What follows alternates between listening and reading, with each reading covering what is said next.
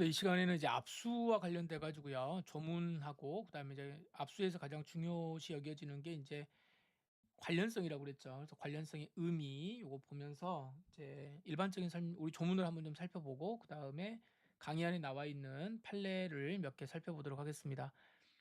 우리 형사법 106 조를 보시면 앞쪽에 있으니까 이제 법원의 처분에 대해서 먼저 나올 건데 1 항을 보시면 자 여기 주체가 법원이죠. 법원은 필요한 때에는 필요가 있으면 피고 사건하고 관계가 있다고 인정할 수 있는 것에 한정해서 자 그것만 관계가 있는 것에 한정해서 증거물, 몰수할 것으로 사료되는 물건. 그래서 압수할 수 있는 물건은 이 증거물하고 몰수물이라고 그랬죠. 요거 두 개만 한다 그랬습니다. 자 그러한 것들을 압수할 수 있다. 법률에 규정이 있는 경우에 예외로 한다. 이렇게 되어 있고 자 뒤쪽으로 인제 그리고 수사 파트로 넘어오시면 215 조에 이렇게 되어 있습니다. 이제 검사는 범죄 수사에 필요한 때에는 피의자가 죄를 범했다고 의심하는 정황이 있고 자 정황이 있고 해당 사건과 여기도 마찬가지죠. 관계가 있다고 인정할 수 있는 것에 한정해서 지방법원 판사에게 청구하고 발부받은 영장에 의해서 압수수색 검증할 수 있다. 그러니까 뭐 검사는 자기가 독자적으로 압수수색 이렇게 할 수 있는 게 아니고 어쨌든 간에 지방법원 판사에게 청구해서 자 여기서 말하는 요 지방법원 판사는 우리가 체포 구속에서 봤던 체포영장, 구속영장을 발부해 주는 그 판사하고 똑같습니다. 따라서 이 판사의 처분에 대해서는 불복할 수가 없겠죠. 수임 판사라고 했으니까. 근데 이제 우리 압수수색 이 압수 파트에서 이제 문제가 되는 거는 이제 가장 중요한 게 지금 요 관련성이라고 말씀을 드렸습니다. 관련성. 그래서 관련성이 이제 내용이 뭐냐라고 할 때 객관적 관련성, 인적 관련성 이렇게 이제 구별을 하거든요. 그래서 요 내용은 이제 판례를 통해서 다시 한번 정리를 좀 해 보도록 하겠습니다. 이제 문제는 뭐냐면 이제 실제 사례에서는 관련성이 있으면 이제 그걸 가지고서 증거 능력이 있겠죠. 만약에 그것이 없다면 관련성이 부정되는데도 압수를 했다라고 한다면 이건 이제 증거 능력이 없게 되겠죠. 그래서 유죄 인정의 증거로 사용할 수가 없다 이렇게 보는 겁니다. 수사기관이 압수수색할 때 특히나 이제 215 조가 문제죠.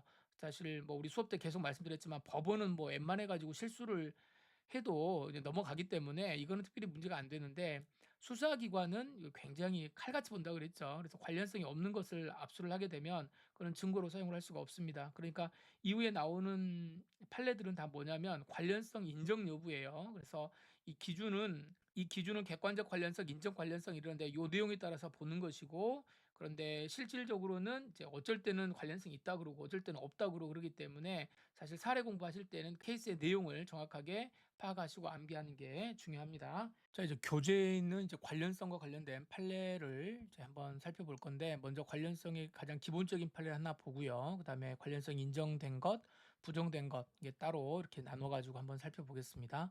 자, 지금 나와 있는 요 판례가 관련성 문제가 나오면은 이제 가장 기본적인 판례입니다. 그리고 이제 객관식 문제의 가장 기본이 되는 거고 주관식을 볼 때에도 이제 여기에 나와 있는 문구를 그대로 적어주고 이제 사안을 포섭을 해야 되는 거예요. 내용을 한번 보겠습니다. 자, 방금 우리가 봤던 215조 1 항에 대해서 우리가 한번 나오죠. 그래서 요 내용들을 이렇게 쭉 이렇게 한번 나와 있고 다시 한번 보면 해당 사건과 관계가 있다고 인정할 수 있는 경우에요. 관계가 있다고 인정하는 경우 여기 이제 가장 기본적으로 우리 조문에 나와 있다. 자, 여기에서 해당 사건과 관계가 있다라고 하는 게 뭐냐 이렇게 볼 때 압수수색 영장에 기재한 혐의 사실과 항상 이제 영장에 어떠한 사실이 기재되었는가가 중요하다 그랬죠. 그래서 그 혐의 사실과 관련이 되어 있고 그리고 이것을 증명할 수 있는 최소한의 가치가 있는 거래요. 그러니까 최대한의 가치를 말하는 게 아닙니다. 최소한의 가치가 있으면 되고 그리고 그 압수수색 영장의 혐의 사실과 그 가치가 있는 것 사이에서 객관적 인적 관련성이 필요하다 이렇게 표현합니다. 그래서 여기 우리가 형사소송법에서 객관적이라고 하는 게 나오면은 사건과 관련된 거고요. 인적 관련성은 주관적인 것을 말하는 겁니다. 그래서 항상 이 두 개를 항상 정리를 하셔야 되는 거고 자 객관적 관련성이라고 하는 게 그럼 뭐냐?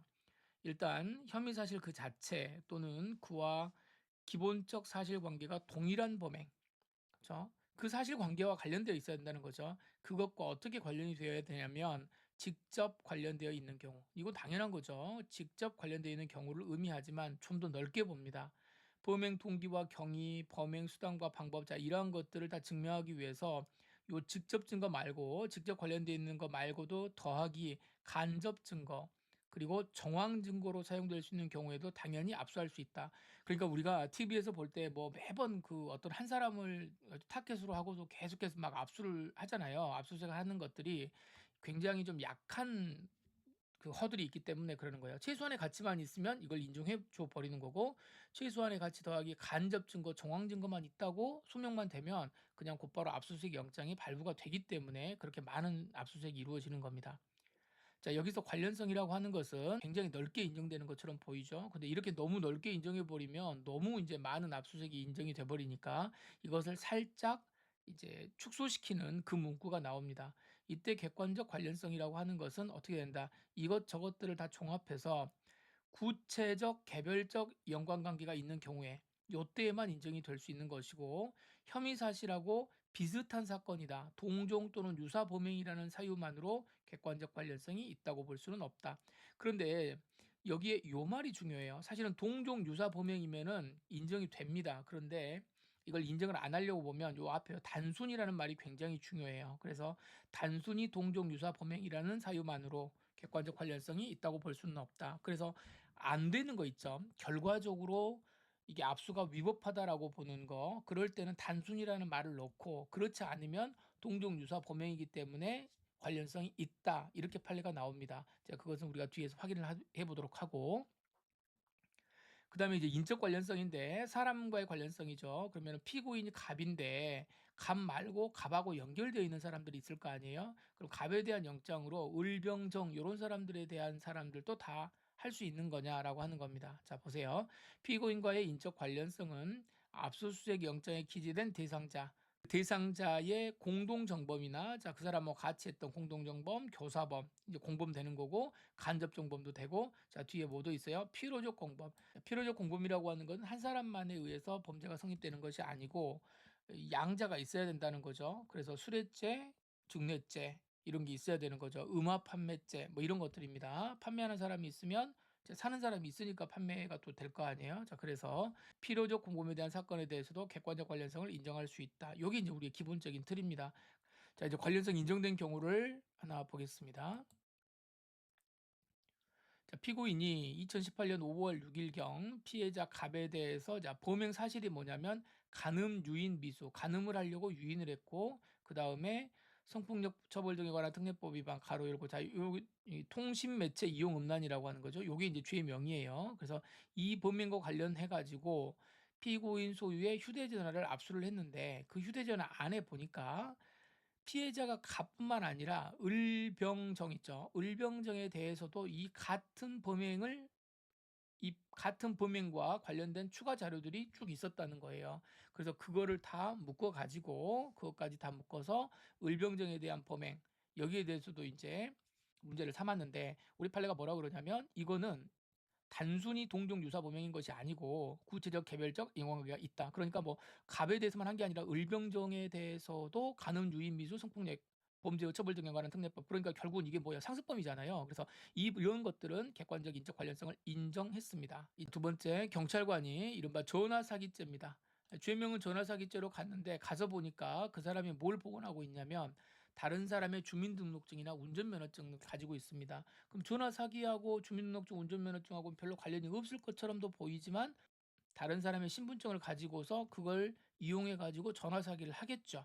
그렇죠? 그러니까 이런 것들도 범죄 사실의 수사에 필요한 범위 내의 압수라고 봐서 이것이 증거 능력이 있다는 거죠. 그래서 주민등록증이나 운전면허증 같은 경우에 이거 어디서 났냐 이렇게 말하니까 얘가 이제 뭐 주웠다고 말을 하겠죠. 남의 것을 어떻게 하겠습니까? 절도했다고는 표현 안 하니까 주웠다 그러니까, 아, 주웠으면 또 뭘로 가는 거야? 점유이탈물 횡령죄로 그냥 공소를 제기를 해버린, 그리고 거기에서도 증거 능력이 인정된 그런 사례가 됩니다. 그래서 이거는 별도 죄로 공소제기가 가능한 거는 뭐냐면 주민등록증, 운전면허증이 전화 사기죄와 구체적 개별적 사건 관계에서 연관성이 있다, 관련성이 있다라고 본 사례가 되는 거예요. 자, 이제 인정되지 않은 케이스를 보겠습니다. 수사기관이 피의자 갑의 공직선거법 위반 범행을 영장 사실로 해서 발부를 받은 영장 가지고 이제 갑니다. 그러니까 결국은 누구의 선거법을 가지고 이야기하려고, 선거법 위반을 가지고 하려고 하는 거예요? 피의자 갑. 갑의 전화기를 들고 왔는데 거기에서 보니까 갑하고는 전혀 관계없는 을병 사이의 대화가 녹음된 녹음 파일이 있습니다. 그러니까 어라, 갑만 잡으려고 그랬는데 을병도 걸리게 된 거예요.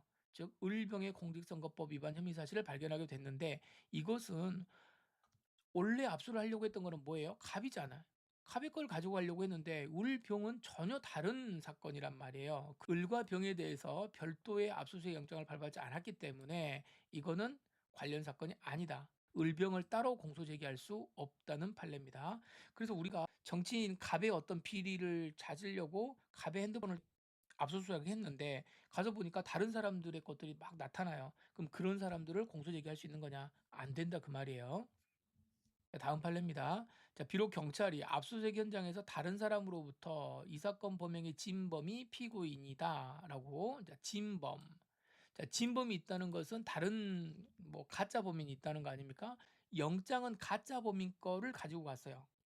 그러니까 을이라고 하는 사람이 범인일 것이다라고 생각하고 을에 대한 소유물을 압수하기 위해서 영장을 가지고 갔는데 현장에 가서 보니까 범인이 을이 아니라 갑이었던 거죠.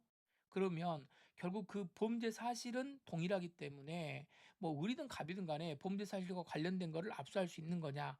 안 된다는 겁니다. 왜냐하면 그 영장에 피의자와 피압수자를 특정해 가지고 그 사람 걸로 발부가 됐기 때문에 그 현장에 가서 범인이 다른 사람이라고 하더라도 그 다른 사람의 것을 압수할 수 있는 거냐? 안 된다 그런 뜻이에요. 그래서 이 문구를 잘 의미를 판단을 해 보시면 되겠습니다. 자, 이제 뭐 다 교재에 있는 판례입니다. 그래서 관련성이 어떤 경우는 있고 어떤 거는 없는데 여러분들이 사실 그 판례를 여러분들이 해석을 하려고 그러지 말고 결국 대법원 판례를 연습하는 과정이기 때문에 개별 사례가 나오면은 이걸 잘 정리를 해 가지고 암기하는 것이 학습의 주된 포인트입니다. 여기까지 하시죠.